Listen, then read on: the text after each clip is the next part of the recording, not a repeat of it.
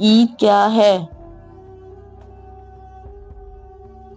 عید دنیا بھر کے مسلمانوں کے لیے خوشی، شکر گزاری اور یکجہتی کا وقت ہے۔ یہ رمضان یا حج کی کامیاب تکمیل کا جشن منانے کا موقع ہے۔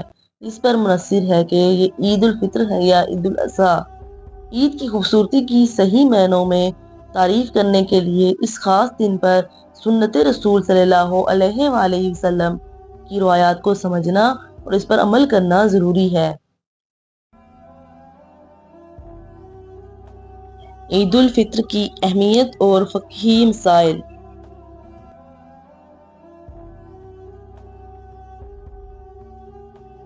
اسلام دین فطرت ہے، لہٰذا اس نے اپنے نام لیواؤں کے فطری تقاضوں کو پورا کرنے کے لیے خوشی و مسرت کے 2 تہوار عنایت کیے ہیں، جن کو عربی میں عید کے لفظ سے تعبیر کیا جاتا ہے، اور وہ ہیں عید الفطر اور عید الاضحیٰ۔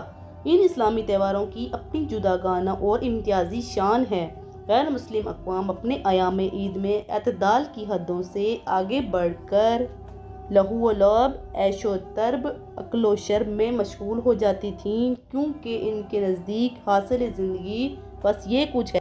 اس کے برعکس اسلامی تہوار اسلامی فلسفہ حیات کی عملی تفسیر پیش کر کے ہمیں اس ضابطے کے ساتھ پوری زندگی وابستہ رہنے کا سبق دیتے ہیں۔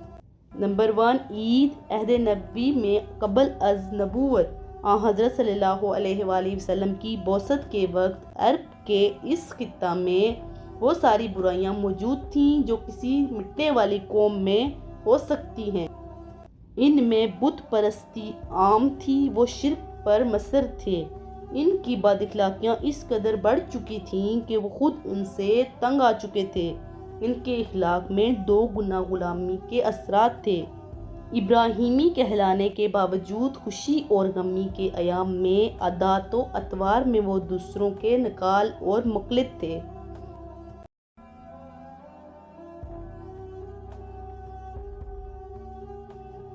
ایک طرف ان پر رومن امپائر اثر انداز تھی، دوسری طرف فارسی شہنشاہیت اور یہودی ساہوکاروں کے اثرات اس کے علاوہ تھے۔ عید کے معاملہ میں وہ مجوسی عیدوں کے پابند تھے۔ کسی قوم کی ذلت کی یہ انتہا ہے کہ وہ غم اور خوشی میں دوسروں کی نقال ہو۔ اس کی اپنی قوم اور اپنی تاریخ اس معاملہ میں کوئی رہنمائی نہ کرے، یا قومی عنصر کو ایسے ہی چھوڑ چکی ہو۔ نمبر 2، بعثت نبی صلی اللہ علیہ وسلم میں اعلان عید۔ حضرت صلی اللہ علیہ وآلہ وسلم کی بعثت نے عرب میں ایسا انقلاب برپا فرمایا جس سے زندگی کے تمام گوشے متاثر ہوئے۔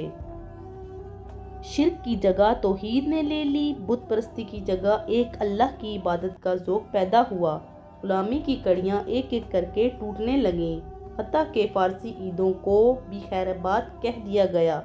نوروز کے اثرات سے ذہن پاک ہو گئے۔ حضرت صلی اللہ علیہ وآلہ وسلم کے ارشاد گرامی کے ایک فقرہ پر غور فرمائیے کہ آپ صلی اللہ علیہ وسلم نے صنادید عرب کو کس قدر استقلال بخشا اور انہیں ذہنی استقلال سے کس قدر اونچا کر دیا کہ جن کے وہ نقال تھے ان کے مقلد بن گئے۔ حضرت انس رضی اللہ عنہ فرماتے ہیں کہ زمانہ جاہلیت میں عرب نے سال میں عید کے 2 دن مقرر کر رکھے تھے جن میں کھیلتے اور خوشی کرتے۔ حضرت صلی اللہ علیہ وآلہ وسلم جب مدینہ منورہ تشریف لائے تو حضرت صلی اللہ علیہ وسلم نے فرمایا، ان 2 دنوں کی بجائے جن کو تم عید سمجھ کر کھیلتے ہو، اللہ تعالیٰ نے تمہیں دوسرے 2 دن بدل دیے۔ عید الفطر اور عید الاضحیٰ۔ حدیث سے کئی مسائل ثابت ہوتے ہیں۔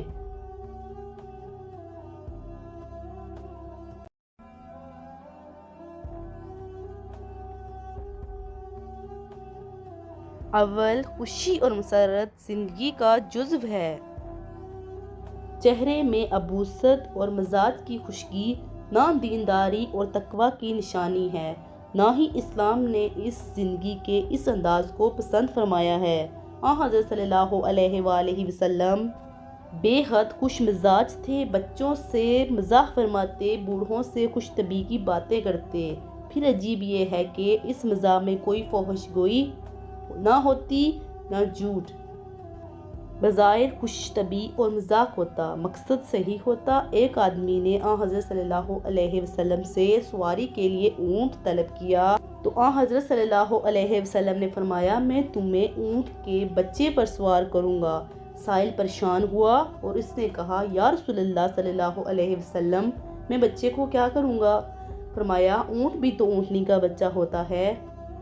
ایک ابو عمیر نامی بچے کی چڑیا مر گئی۔ آپ صلی اللہ علیہ وسلم نے مزاحاً فرمایا ابو عمیر تمہاری چڑیا کو کیا ہوا؟ ہمارے بعض دیندار حضرات چہرے کی عبوست کا نام تقویٰ اور زہد سمجھتے ہیں۔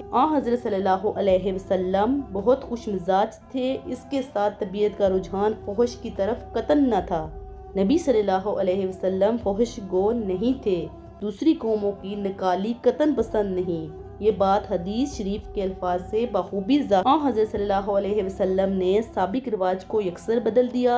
قومی استقلال کے لیے ضروری ہے کہ غیر مسلم قوموں کی نکالی اور فساد و اہل فجور کی مشابہت سے بچا جائے۔ قومیں اسی طرح قوموں کو ہضم کر جاتی ہیں۔ آج ہمارے ہاں تعلیم یافتہ اور یورپ زدہ طبقہ اس نکالی کا مریض ہے۔ کوئی فیشن کتنا تیز کیوں نہ ہو، ہمارے نوجوان اور ہماری مستورات فوراً اس پہ لپکتی ہیں۔